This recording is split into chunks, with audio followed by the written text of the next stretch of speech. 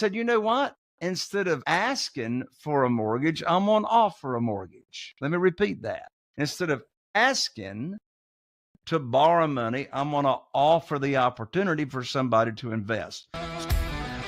If you're a real estate investor and are wondering how to raise and leverage private money to make more profit on every deal, then you're in the right place.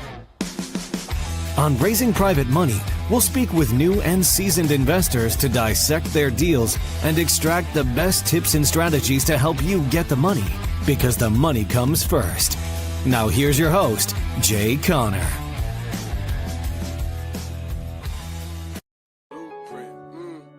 This conversation about building up your blueprint. It's time to take it, cause time is wasted. Go grind and chase it, don't lose it. This generation need integration with information to move with. An inclination that is abiding in entertaining improvement.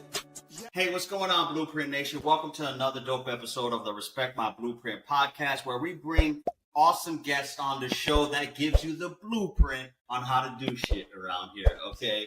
And today, all of my real estate investors or my viewers who are interested in real estate, I got a very, very special treat for you, because I know one of the biggest obstacles when it comes into real estate investing is trying to source capital for your deal, right? You know, getting money for a real estate deal is typically the biggest hurdle, the biggest thing that a lot of people are facing. But what if I told you you can bypass the banks? You can go ahead and not experience the hardships or break down some of the myths and misconceptions you may have as far as getting into your first investment property. What if I even tell you there's strategies out there you can get into real estate investing for little to no money? All right. So I know you, for my real estate investors out there, you're going to be super excited about today's show, because we have an extraordinary and an expert in this field that's going to go ahead and share with us some of these gems. And he doesn't just beg big banks, okay? What he does, he bypasses them, like I said, all right? Known as the private money authority, my guest today has turned rejection into millions, raising $2 million in 90 days without any bank, credit, or hard money lender, believe it or not, ladies and gentlemen. So if you're tired of deals, if you're tired of watching deals slip away in your fingertips because of dealing with cash, well, guess what? This is your wake-up call today, as this is the episode we're going to go ahead and break down some of these myths and barriers. My guest today is here to drop the real blueprint to funding freedom in your next real estate deal. So without any further ado, let's go ahead and welcome my guest today, Jay O'Connor. How are you doing today, Jay? Wesley, I'm doing fantastic, and thank you so much for inviting me to come along, talk about my favorite topic that I'm so passionate about, and that's private money for real estate funding. And the reason I'm so excited about it is because private money's had more of an impact on my real estate investing business than any other strategy I've employed. When I first started raising private money all the way back in February of 2009, my real estate investing business tripled in the midst of all those foreclosures, tripled in the midst of banks not loaning money, hard money lenders not loaning money. But because of private money, my business tripled. And you know what, Wesley? Jay Conner has never missed out on a deal since that time for not having the money. Man, hey, listen, Jay, you have definitely grabbed the attention of the audience, even myself, right? Because we all know what happened back in 2008, 7, and 9 with the financial crisis and everything. That was a bad time right there. So we're going to talk about that. But first things first, before we get into it, you've given them a little elevator pitch about yourself, but I was hoping if you could go ahead and share a little bit more about who is Jay Conner, what's his background a little bit, and how did he even get into real estate investing? Yeah.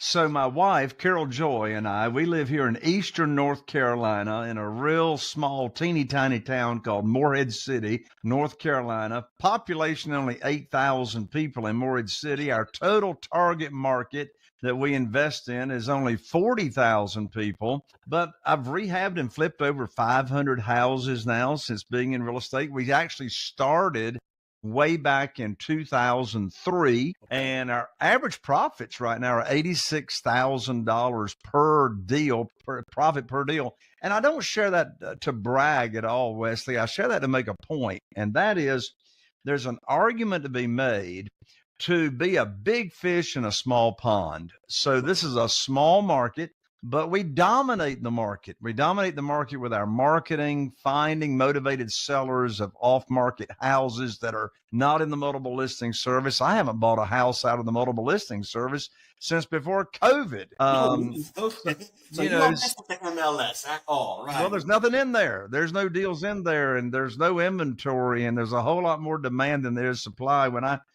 So all the houses that we buy are directly from for sale by owners, off-market houses. So yeah, we started all the way back in 2003. Before 2003, for decades, I was in the mobile home industry, manufactured housing. My dad, Wallace Connor, he's almost 92 years old right now, and he's still a developer and building 350 houses right now at 91 and a half years old. But yeah, I was in the mobile home business. I grew up in that industry of helping families be able to purchase affordable housing. And so that industry fell out of favor with Wall Street in the early 2000s, and the financing for the consumer went away. So I knew if I ever got out of mobile homes, I wanted to get into single family houses and flip houses. This was before HGTV even existed back then. And so, yeah, we've been buying and selling. We've been buying and selling houses since 2003. We've done hundreds and hundreds of deals. I got 47 private lenders right now, individuals that are funding our deals. And when I started out, of course, I just started out with one, right? And it grew from there. My first private lender, I got $500,000 from that private lender. But I tell you what makes this world so different for me and the way I go about raising private money. You know what's interesting, Wesley? I've never asked anybody for money. Ever since I started attracting money, funding back in 2009, I've yet to ask anybody for money, and I've never pitched a deal. Hey, look, Wesley, I'm going to take a little risk right now, and I'm going to ask you a question. I think I know the answer to it, but I'm going to ask you anyway. Have you ever heard the guru stand up on stage instructing real estate investors, and he or she said something to this effect? Well, just get the deal under contract. The money will show up. I want to throw up. That's the stupidest thing I ever heard in my life. I mean, you get a deal under contract, is a box of money just going to fall out of the sky and land on your front door? The money's going to show up? Or has money got legs? Is it like go chase you around and say, oh, you got a deal, let me give you some money? That's stupid. And so it only makes sense to me. The money comes first. Get the money lined up. There's always deals. There's always going to be deals. And once you got the money lined up, and Wesley, I'll share with you and your audience how I never ask for money, how I never pitch a deal. And I got a big problem. I got more money, private money available than I can use. And I'll share how that works. But just think about how many more offers a real estate investor is going to make when they got money, hundreds of thousands of dollars, burning a hole in your pocket, ready to make offers. Now you're talking our love language here, right? Okay, yeah, absolutely. Now, well, first of all, because you're right, I've seen, and you know who is very, very famous for that phrase that you mentioned there is wholesalers, right? Wholesalers will teach you that just get it under contract. Don't worry about that. You could sell the contract and whatnot. But you know what, Wesley? For a wholesaler to be successful, if they're smart, they do get the money lined up first by having a list of all cash buyers. Well, for a wholesaler, that's where the money is, an all cash buyer. And a wholesaler that's been trained correctly or taught, the first thing you do is build your buyer's list. Yeah. Build your all cash buyer's list. So then when you got a deal under contract, you got somewhere to assign that to. But this world of private money, speaking of wholesalers, Wesley, this world of private money gives the wholesaler the option to stay in a deal if they want to, right? They can assign whatever contracts out they want to. But, you know, if you're listening to Wesley's show here and you're a wholesaler and if you've done any deals, assign contracts, I can almost guarantee you've done some deals that you thought to yourself, boy, I know this deal's going to profit $60,000, $70,000, $80,000. And if I had the money to stay in this deal, I'd stay in the deal. Well, guess what? With private money, it gives you the option to do whatever you want to do. Now we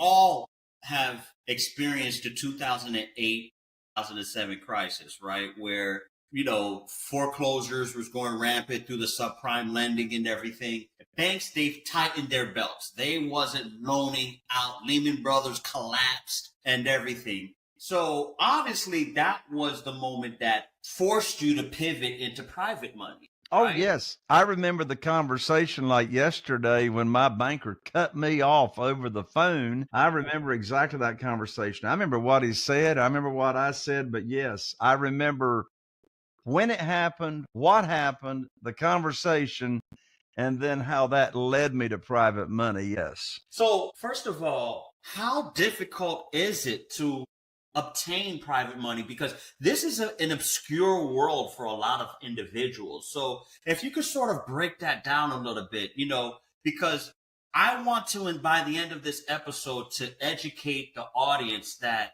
attracting or sourcing private money is really not that difficult from what I'm understanding, right? It's super easy, super simple. However, it's very difficult, and the real estate investor will never attract private money until they own the real estate between their ears first. So what am I talking about? I'm talking about mindset. Talking about mindset, right? I mean, you know, in this world of real estate investing, it's 95% mindset anyway. I mean, yes, you got to have the knowledge, you got to have the tools, you got to have the know-how, but there's a bridge between knowledge and implementation. And that bridge is called the right mindset. So let me first break that down, what I mean by that. When I first was getting ready to attract private money, I made a decision right up front. I'm not chasing, I'm not begging, I'm not selling, I'm not persuading anybody. I'm not going to try to talk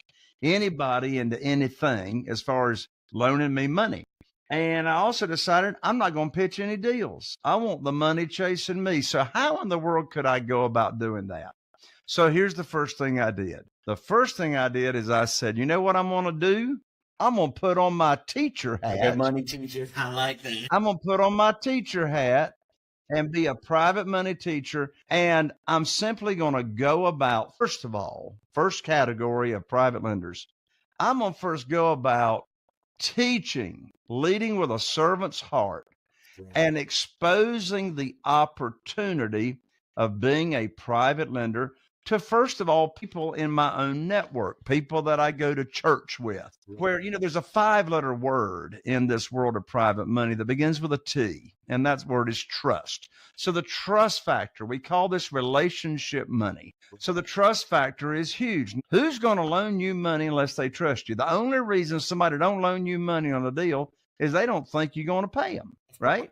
Or they think there's a high risk that you're not going to pay them. So trust is very, very important. So I decided, you know what? I'm going to share this opportunity with, first of all, people in my own network. And, you know, the traditional way to borrow money for real estate or to borrow money for anything is the mindset is, traditional mindset is whoever's got the money to loan makes the rules. Is the right? Puts the terms together. 99.9999% of people walking around think, and I call it stinking thinking, right? But they think that whoever's going to loan the money makes the rules, is the underwriter, sets the interest rate, the terms. So I turned that whole mentality upside down, and I said, you know what? Instead of asking for a mortgage, I'm going to offer a mortgage. Let me repeat that. Instead of asking to borrow money, I'm going to offer the opportunity for somebody to invest. So in order for that to happen, I had to first decide, well, what in the world am I going to teach? What am I going to teach? What am I going to offer? Now, a very, very important part of this is separating conversations. Don't miss this if you're watching or listening to this show. Okay. Separate the conversation with a potential private lender that's never done this before. I mean, I got 47 private lenders and not one of them ever heard of or knew about private money or how they could use retirement funds and move it over to a self-directed IRA company and then loan that money out as a private lender. None of them ever heard of that. None of them ever heard of that. Well, an important point to understand is separate the conversation between teaching and talking about the opportunity and how private lending works, and then having a deal for them to fund. Here's a writer downer. Desperation has a smell to it. Ooh. Desperation has a smell to it. Yes. And if you're talking with a potential private lender and you're talking about a deal in the initial conversation, you already sound desperate by even bringing that deal up, right? Yeah. So you see, when you're teaching, you're not chasing or begging. You're teaching and you're offering an opportunity as to what private lending is and how they can become a private lender. And it's you know, if it doesn't make sense to them, that's fine, because you're not talking about deals. And look, you know, some people say that are new to capital raising, they'll say, well, that fear of rejection, I just can't handle a no. Guess what? There is no rejection. There is zero rejection in this world, because let me ask you a question. How can you be rejected if you're not asking anybody for anything? Oh, yeah. 100% failure rate if you're not asking, of course. Yeah. So I'm teaching. So I had to first decide, what am I going to teach and how am I going to go about this? So after getting my mindset right, I'm not chasing and begging. I'm going to be educating people on this opportunity. So I had to decide, well, what am I going to teach? Well, I had to put my program together. I had to put my opportunity together as to what I was going to share with people. So I had to decide, okay, well, what interest rate am I going to pay people? Well, I decided 8%. I've been paying them 8% since February 2009 through all the volatility, interest rates up and down. People say to me, they say, Jay, how in the world you been paying your private lenders the same interest rate all this time with the market going up and down? It's real simple. 8% ever since 2009 is a whole lot more money than they can get in the local bank, in a savings account, or even a 7-month or 12-month CD. And since I started doing it, it's gone from below 3% all the way down to below 1%, all the way up to 5% a year and a half ago. Now it's down below 3% again. Well, 8% is higher than all that. And secondly, I'm paying them the same thing since 2009 because I make the rules, not them. I make the rules. You make the rules. So I decided I was going to pay them 8%. I had to decide, well, how am I going to protect them, right? How are we going to mitigate the risk? Well, I decided I'm not going to borrow more than 75% of the after repaired value. I didn't say 75% of purchase price, 75% of after repaired value. That's why I always bring home a big check when I buy a property. Who wants to get paid to buy properties and take none of your own money to the closing table, right? So conservative loan to value based off of the after repaired value. How else am I going to protect them? Well, I decided that I'm not going to borrow any unsecured money. They're going to get a promissory note, and I'm going to collateralize that note with, here in North Carolina, a deed of trust. Most people call it a mortgage. So I'm not going to borrow unsecured money. I also decided I'm going to protect them by naming them as the mortgagee on the insurance policy. That gives them another layer of protection. So I want to give them all the same protection that a bank would get. So that's what I did. I put my program together, my opportunity together. And let me tell you and share, Wesley, how I got my first $500,000 as an example without asking for money. So here we go. Let's do it. Carol Joy and I, we've been going for years to church, to the Morehead City Church of Christ on Barber Road here in Morehead City. And a gentleman by the name of Wayne and I had known each other for quite a while. And so we were going to Bible study on Wednesday night at 7:30. And I walked in the foyer. I'm looking for Wayne. And there he was. So I walked up to Wayne. And I said to Wayne, Wayne, I got something I want to talk with you about confidentially after Bible study. Have you got a few minutes? He said, sure. So Bible study's over. We walk down to the nursery. We walk in the nursery and shut the door. Here's exactly what I said to Wayne. This is exactly what I said to Wayne. I said, Wayne, you know everybody in this town. And he did. He was the original Zenith television dealer in Morehead City, North Carolina. Now, if you don't know who the Zenith television dealer was in your town, that's because you're too young to remember life before Walmart came to town. Right. So what did you do back then? You went to the Zenith television dealer and he sold it to you. He financed it. He actually would come to your house and repair your TV instead of you throwing it in the trash and going back to Walmart and getting your next 64-inch screen for $299. So anyway, Wayne knew everybody. He was well involved in the Rotary Club. So back to what I said to Wayne. I said, Wayne, you know everybody in this town. And then I said something right after that is a very magical phrase. And then that's when I said, Wayne, I need your help. There's a writer downer. I mean, God created us to help people. Most people want to help other people. I said, Wayne, I need your help. I said, I've now opened up my real estate investing business by referral only to people that I know and trust. And here's what I need your help with.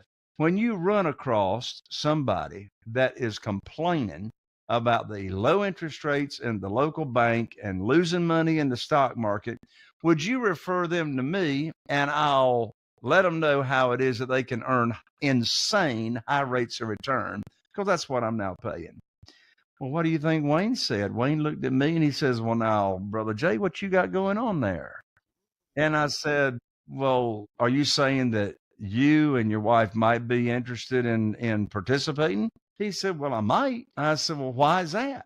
He said, because I'm losing money in the stock market and I'm not making much money at the local bank. He said, well, Wayne says, well, what kind of interest rate are you paying? And I said, well, Wayne, that sort of depends on the deal. I said, what sounds high to you? He said, well, I'm making less than 3% in the local bank and I'm losing money in the stock market. He says, I don't know, maybe 5 or 6%. I said, Wayne, I can't pay you 5 or 6%, but I can pay you 8%. He said, put me down for $250,000. And so the next day I went to him and his wife's home. And I came figuratively with my teacher hat on, my whole mindset. And I came there not to ask them for money. I came there to teach them what private money, private lending is, and the opportunity I have. And so they first of all understood when I told them, I said, a private lender like yourself is simply an individual that loans money from either your investment capital and or your retirement funds. And I pay high rates of return safely and securely to my private lenders. So I taught them, I said, here's the interest rate I pay. Here's how you can get your money back in case of an emergency. Here's how you're protected as a lender, etc. And so, and I'm not bringing up any deals. I'm not talking any deals. Well, you haven't brought any deals up. You just no deals. Opportunity. Right. No deals. And so by the end of that conversation and 2 cups of coffee, that too came $500,000. Double. That they wanted to invest. And so here's what I told them. I said, y'all, I'm going to put your money to work for you just as soon as possible. I'll call you up when I got a deal for you. And they said, okay. So about a week went by, and Wesley, you know what I did? I called them up with what I call the good news phone call. The good news phone call. Everybody likes good news, and like you say, they like love language, right? So I'm going to share with you, Wesley, you and your audience right now, the exact script as to what I say in the good news phone call that gets all my deals funded 100% of the time. So let's do a little setup here. The best way I can illustrate this is, Wesley, for you and me to do a little role play here. And so let me do the setup. Let's say hypothetically that you and I go to church together. And let's say hypothetically we've known each other for some time and we've hung out together and, you know, we have a relationship and we like each other. Let's also hypothetically assume that you worked for an employer that you no longer work for. And let's say you still got a 401k with the plan administrator at that previous employer, and you're not happy with the volatility. I mean, that 401k is in the stock market and you're not happy with it. And let's also, I want something a little more stable. You want something stable, you want a reliable rate of return instead of the volatility. And let's also hypothetically assume I've taught you about the my opportunity and you like it. You like the 8%. You like how you're protected. And let's also assume I have already introduced you to the self-directed IRA company I recommend. And let's assume you've moved that $150,000 that you had in that 401k over to the self-directed IRA company, and you're waiting for the good news phone call. Because I told you I'd call you up when I got a deal for you to fund. So I call you. So that's the setup. That's the setup. So I call you up, you answer the phone, we have a little chit chat. And then here's exactly what I say in the good news phone call.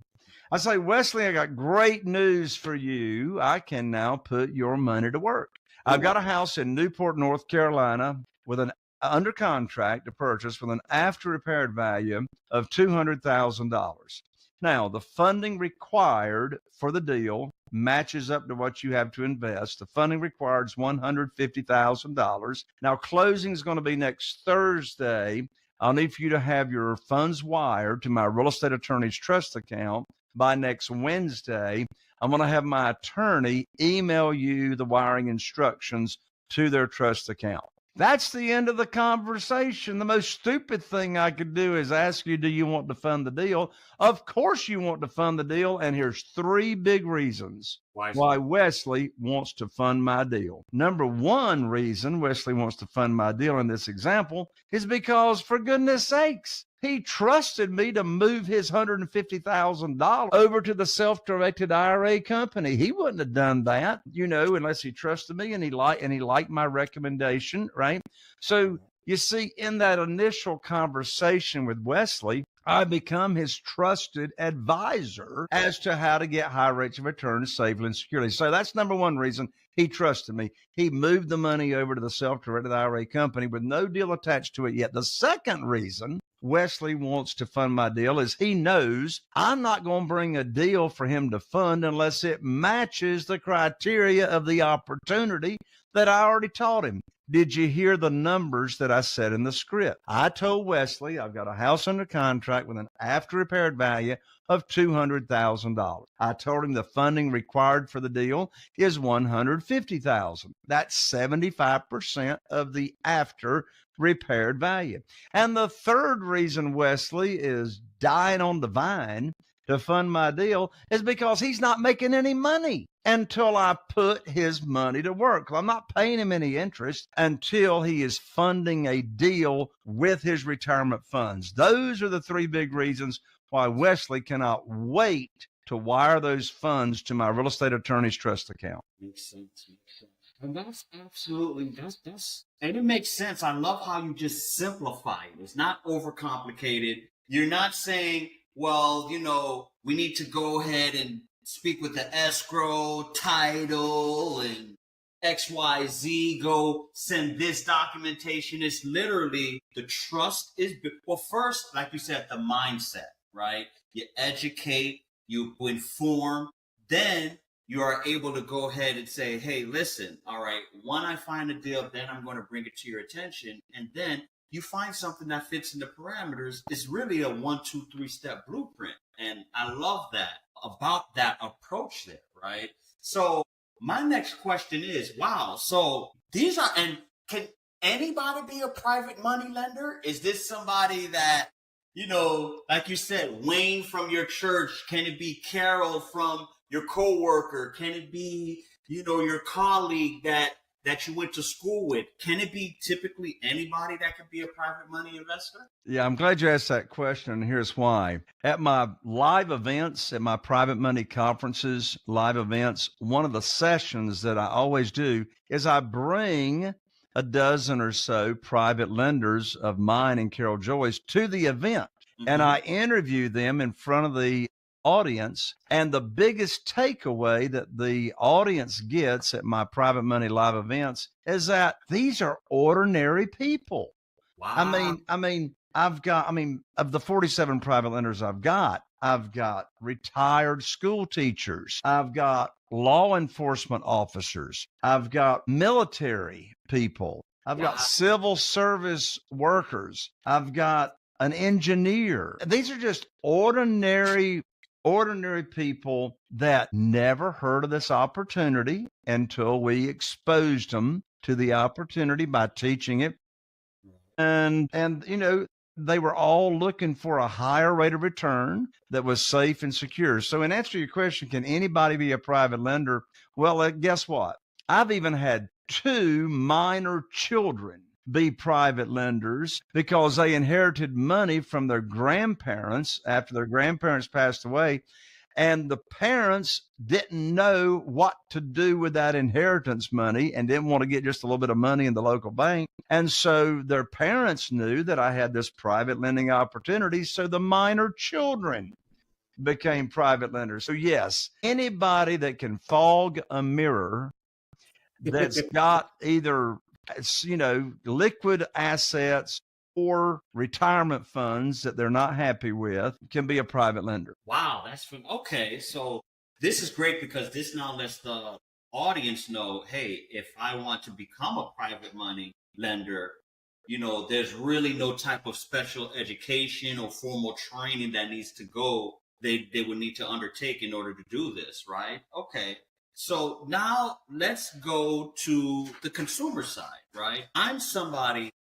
And first of all, the private money, does this typically work for investment properties or more for properties that you're looking to occupy as to live in? What's the better fit there? Yeah, typically you can, but typically you're not going to be using private money for your primary residence because the length of the note with a private lender is typically going to be in that 2-year time frame. Got it. And most of the time, I'm not going to even use the money for that length of time. Now, you could use it for your primary residence, but, within time, you would probably want to refinance that, pay off your private lender, because, I'm paying my private lenders 8%. I don't want to pay 8% on my primary residence when even in today's market, I could get a mortgage in the high 6s or right around 7.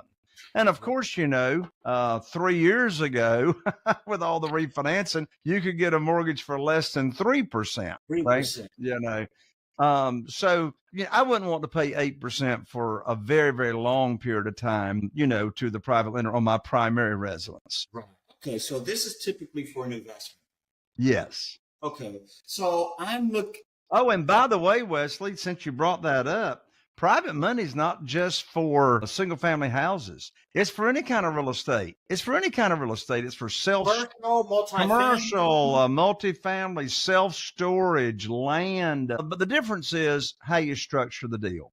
Now, with single family houses, the SEC's got nothing to do with what we do on raising money for single family houses. Okay. And here's why. Because everything that we borrow is asset-backed debt, which means I'm borrowing money on this single family house. The lender's not only getting a promissory note, we're not borrowing unsecured money.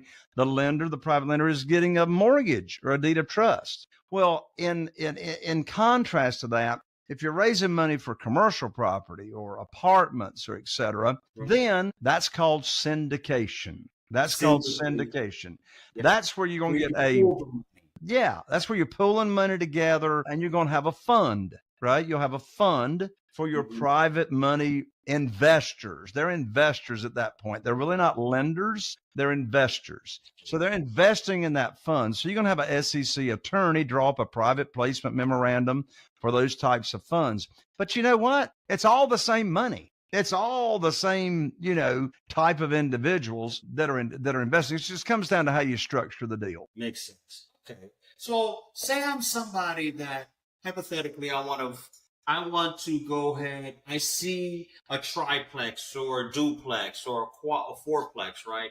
That I want to invest in. Okay. Now, unfortunately, I'm somebody that's tight on funds, but I have a golden opportunity, right? This is a needle in a haystack opportunity that I've come across, right? Perfect terms. The seller wants to get from under this property for personal reasons. I need a private money lender, right? So I reach out to you, Jay. Jay, man, I need your help, brother. I need you to go ahead and make this thing happen for me. What's the qualifications is needed in my part in order to be able to qualify for your private money program, despite me being limited in funds and everything like that? So I'm a little confused. So ask me that a different way, So in a or better way, explain that. I want to invest So in you're a real estate investor, right? Right. In this scenario, Right. and you found a deal, right. right? And you need funding for your I deal, need funding for my deal. Yes. right? Well, there's a problem. Okay. The deal came first in your scenario and not the money. The worst time in the world to be raising money is when you need it for a deal. So don't go get the deal under contract first. Get the money lined up. Get the money first, right? So you've already got a verbal pledge, a verbal commitment from your private money lender or private money lenders. Then you call them up with the good news phone call with that deal you've got under contract, right? So that's a perfect example or question as to why you don't want to be having a deal under contract and now you're looking for money. I get it. Because if you've got a deal under contract and you're looking for money, now you're pitching the deal, right? Right. That's when the desperation. That's when the desperation sets in, You right? mentioned that earlier. Yeah, so Wow. that's why we want to have the money verbally pledged, waiting for the good news phone call when you get that fourplex under contract. Because, like you said, the deals are always in abundance. You're Always deals. Get the money lined up first. I see what you're saying. Okay. All right. So that is the initial first step, getting the money lined up. And now let me ask you a question. So if I'm looking to get the money first, what's the best strategy to do so? Would I just come to Jay and his program, Unroll in Your Mentorship, and say, hey, Jay, you're the one with experience on this. Can you help me be able to go ahead and source private money? Yeah, a great way to learn how to raise private money very, very quickly, the way I do it, is if you're listening to this show and you want to start raising private money, what's the first thing you should do? The first thing you should do is let me give you a gift. And what in the world is that gift? And the gift is I'd love to give you my bestseller, my best-selling book, which is called Where to Get the Money Now. This is not an ebook downloadable. Yes, the post office is still in business. I'll express mail this book to you. It's called Where to Get the Money Now. Subtitle, How and Where to Get Money for Your Real Estate Deals Without Relying on Traditional Lenders or Hard Money Lenders. I'm even going to include 2 tickets valued at $3,000 to my Private Money Conference live event. I'll include those 2 tickets. And the book is $20 on Amazon, but don't spend $20 on Amazon. Let me just give you the book. You just cover shipping.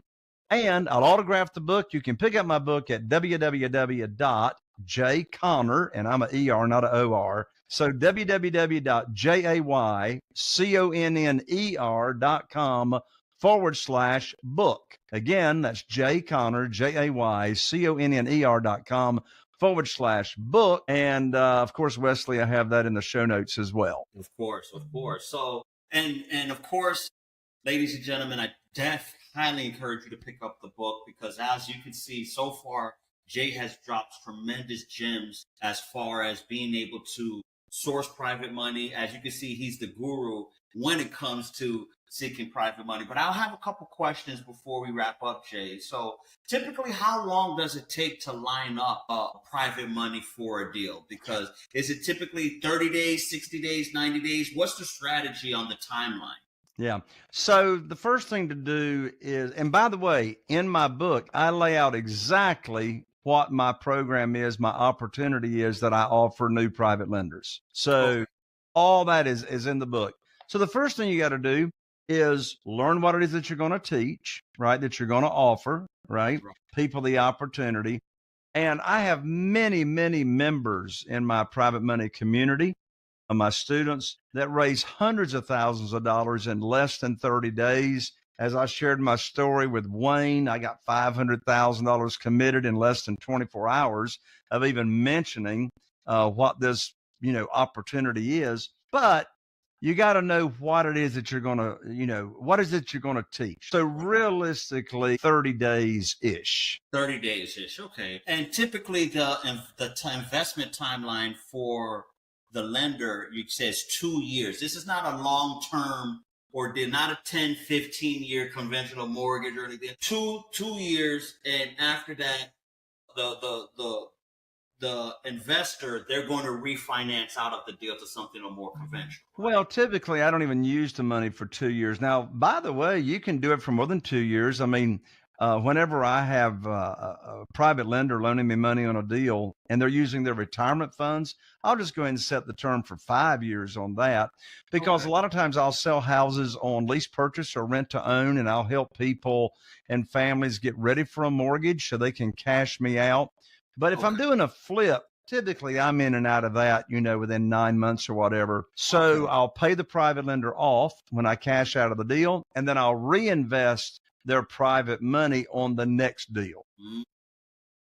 So that's one thing about it. Once you have a private lender, you get to use that money over and over and over and over again on deal after deal after deal. Wow. So that 8% begins to compound. So that 8 turns into 16 and so on and so forth. Am I right? No, it's an APR. It's an APR. So it's an annual percentage rate. However, you're right, Wesley. They take that money, the interest they've earned a lot. Now I've got some private lenders that are living off of that interest income. It supplements their income. Right. But other private lenders that are using their retirement funds, all that interest they earn goes back into their retirement account.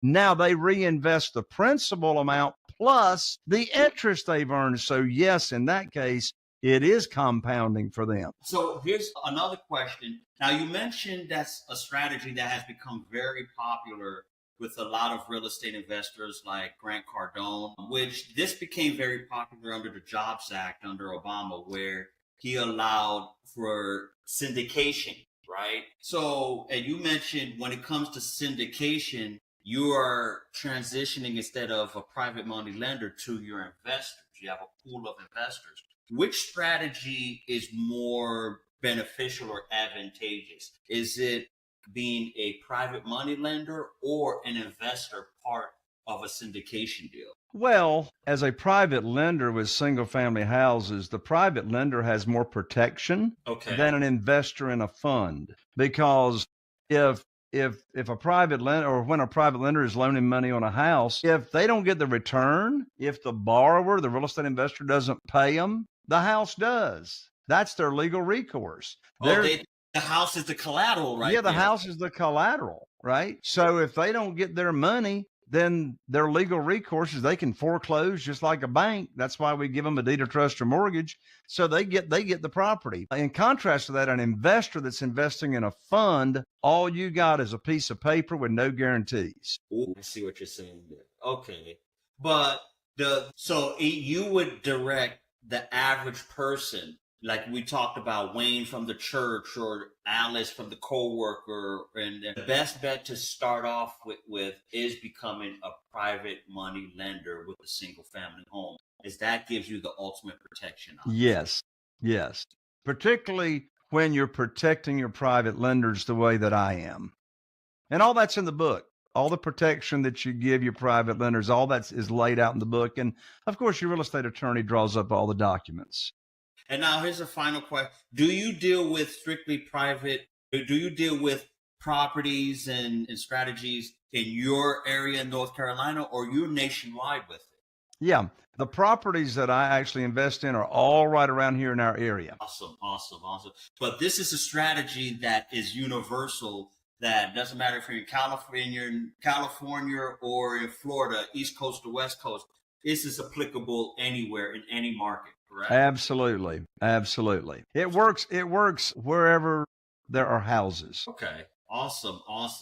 Well, listen, Jay, you have been absolutely phenomenal in educating the audience and everything like that. So before we wrap up, I want to ask you one last question before we go ahead and get into the final segment of the episode. If there's one bit of advice, what is the one piece of advice you would share with them?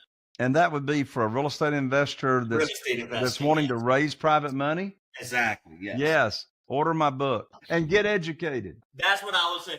Get educated, get the mindset. And that's all what it takes, because obviously when you're educated, when you have the mindset, that puts you in a position to be able to educate others and to be able to start sourcing capital. And of course, like you said, get the money first before you start searching for the deal. Which Yes. That is the biggest takeaway right there I've taken away from today's episode. So, Jay, listen, first of all, before we wrap up, I know you have a YouTube channel. You're on LinkedIn as well, too. So if you could share with the audience how they can find you, which I wasn't even aware. You got a conference coming up. So tell the audience how they can connect with you. I'm pretty sure they have a lot of questions. There's a lot of interest right now from everybody that's watching this episode.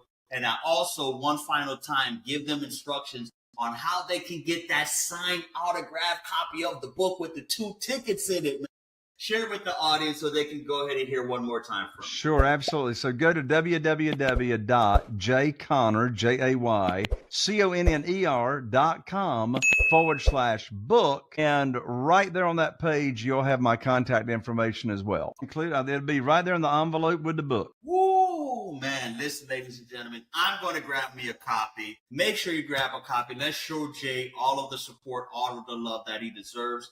You know, thanks for having him being on today's show to educate us because, again, I know a lot of individuals out there that's wanting to get into real estate investing probably was thinking, man, I'm having a tough time getting funding from banks. My credit is not too good.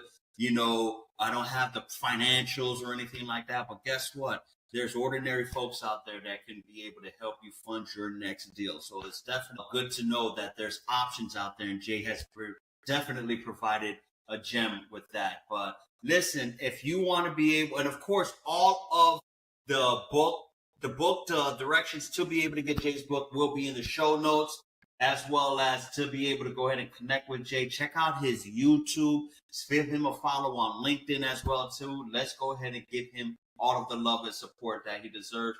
Jay, thanks for coming on today. You've been absolutely phenomenal. I appreciate you, and always keep doing the right thing out there. As you know, what you're doing the Lord's work by being able to go ahead and help people earn a high return on their money, as well as providing housing for individuals out there. So keep doing the good work out there, my friend. Thank you, Wesley. And by the way, I didn't mention my podcast. If you've enjoyed this show, come over and check out my show. It's on all the podcast platforms.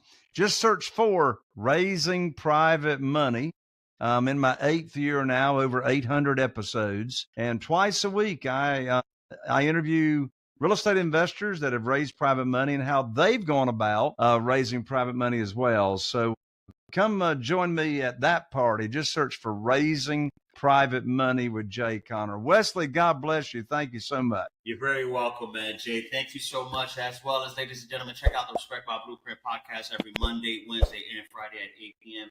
And always, always, always be safe out there, ladies and gentlemen. Catch you on the flip side. Take care. Bye-bye.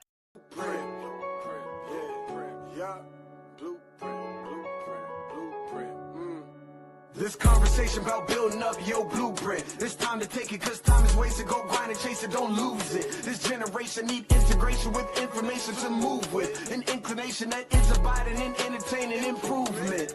Yep, West Paul with Blueprint. This guest all exclusive. Get on and tune in and then learn some new tips about credit, finance, investment. A nice chance to get rich and buy land. Flip it, quick 9 bands. Learn all the skills from Wes, he did it. Learn how to build successful business. Run up a mill and get the digits. Run up a mill. Look, safe place where guests are speaking. Based off financial freedom. All facts, no cap, believe it. Podcast, you have to see it. Are you feeling inspired by the knowledge you gained in this episode? Then head over to jayconner.com/moneyguide. That's JCONNER.com/moneyguide and download your free guide that shares 7 reasons why private money will skyrocket your real estate investing business right now. Again, that's jayconner.com/moneyguide to get your free guide. We'll see you next time on Raising Private Money with Jay Conner.